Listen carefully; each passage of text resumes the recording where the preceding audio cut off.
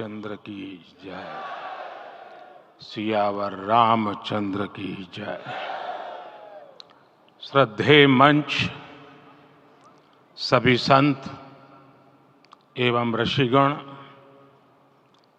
यहाँ उपस्थित और विश्व के कोने कोने में हम सबसे साथ जुड़े हुए सभी राम भक्त, आप सबको प्रणाम, आप सबको राम राम।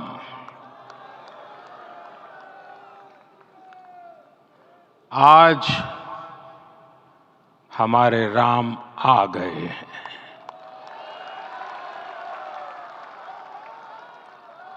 सदियों की प्रतीक्षा के बाद हमारे राम आ गए हैं। सदियों का अभूतपूर्व धैर्य, अनगिनत बलिदान, त्याग और तपस्या के बाद हमारे प्रभु राम आ गए हैं। इस शुभ घड़ी की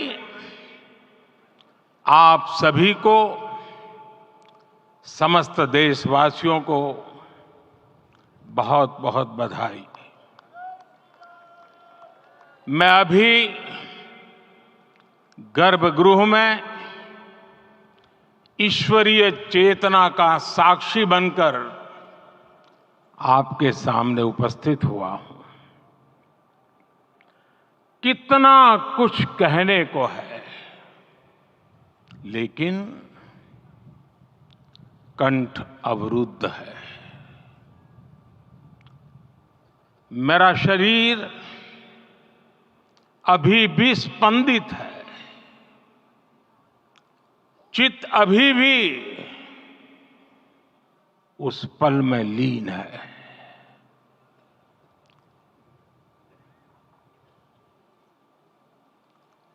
हमारे रामलला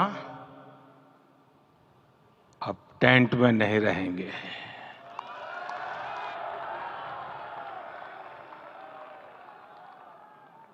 हमारे रामलला अब इस दिव्य मंदिर में रहेंगे। मेरा पक्का विश्वास है, अपार श्रद्धा है कि जो घटित हुआ है, इसकी अनुभूति देश के, विश्व के कोने कोने में राम भक्तों को हो रही होगी।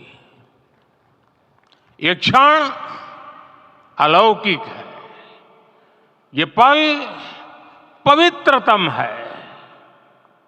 ये माहौल, ये वातावरण, ये ऊर्जा, ये घड़ी प्रभु श्री राम का हम सब पर आशीर्वाद है। 22 जनवरी 2024 का ये सूरज एक अद्भुत आभा लेकर आया है। 22 जनवरी 2024 ये कैलेंडर पर लिखी एक तारीख नहीं, ये एक नए काल चक्र का उद्गम है।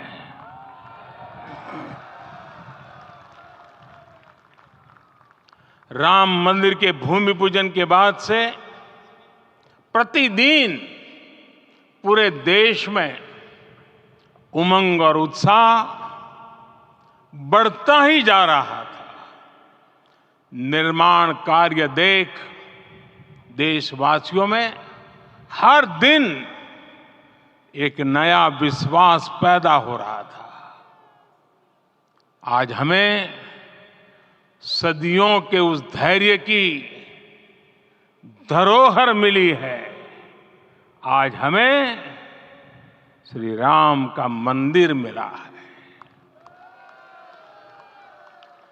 गुलामी की मानसिकता को तोड़कर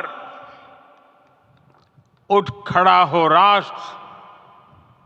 अतीत के हर दंश से हौसला लेता हुआ राष्ट्र ऐसे ही नव इतिहास का सृजन करता है। आज से 1000 साल बाद भी लोग आज की इस तारीख की, आज के इस पल की चर्चा करेंगे। और ये कितनी बड़ी राम कृपा है कि हम सब इस पल को जी रहे हैं, इसे साक्षात घटित होते देख रहे हैं। आज दिन दिशाएं, दिग दिगंत सब दिव्यता से परिपूर्ण है। ये समय सामान्य समय नहीं है। ये काल के चक्र पर सर्वकालिक शाही से अंकित हो रही अमिट स्मृति रेखाएं हैं। साथियों, हम सब जानते हैं कि जहां राम का काम होता है, वहां पवन पुत्र हनुमान अवश्य विराजमान होते हैं। इसलिए मैं राम भक्त हनुमान और हनुमान गढ़ी को भी प्रणाम करता हूं। मैं माता जानकी, लक्ष्मण जी, भरत, शत्रुघ्न सबको नमन करता हूं। मैं पावन अयोध्यापुरी और पावन सरयू को भी प्रणाम करता हूं। मैं इस पल दैवीय अनुभव कर रहा हूं कि जिनके आशीर्वाद से ये महान कार्य पूरा हुआ है। वे दिव्य आत्माएं, वे दैवीय विभूतियां भी इस समय हमारे आसपास उपस्थित है। मैं इनसे भी दिव्य चेतनाओं को भी कृतज्ञता पूर्वक नमन करता हूं। मैं आज प्रभु श्री राम से क्षमा याचना भी करता हूं। हमारे पुरुषार्थ, हमारे त्याग, तपस्या में कुछ तो कमी रह गई होगी कि हम इतनी सदियों तक ये कार्य कर नहीं पाए। आज वो कमी पूरी हुई है।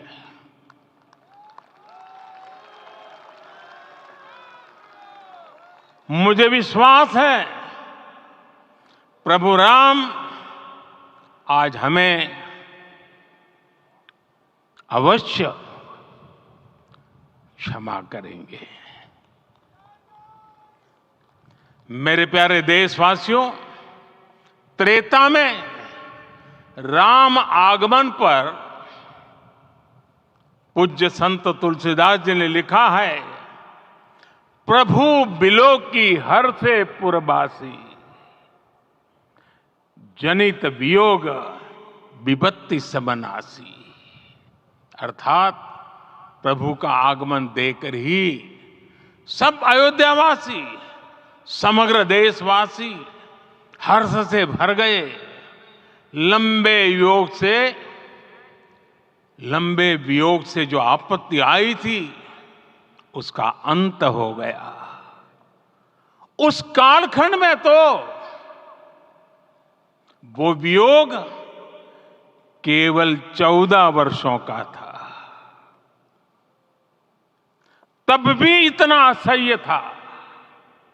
इस युग में तो अयोध्या और देशवासियों ने सैकड़ों वर्षों का वियोग सहा है। हमारी कई कई पीढ़ियों ने वियोग सहा है।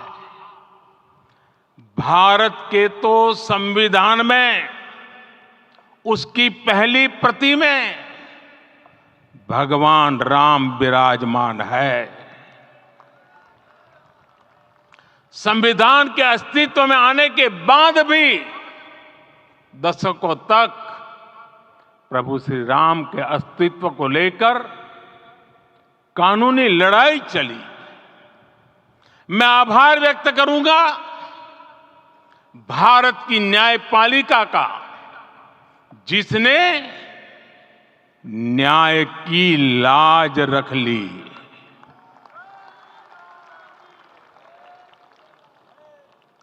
न्याय के पर्याय प्रभु राम का मंदिर भी न्यायबद्ध तरीके से ही बना। साथियों, आज गांव-गांव में एक साथ कीर्तन संकीर्तन हो रहे हैं। आज मंदिरों में उत्सव हो रहे हैं, स्वच्छता अभियान चलाए जा रहे हैं। पूरा देश आज दीपावली मना रहा है। आज शाम घर घर राम ज्योति प्रज्वलित करने की तैयारी है। कल मैं श्री राम के आशीर्वाद से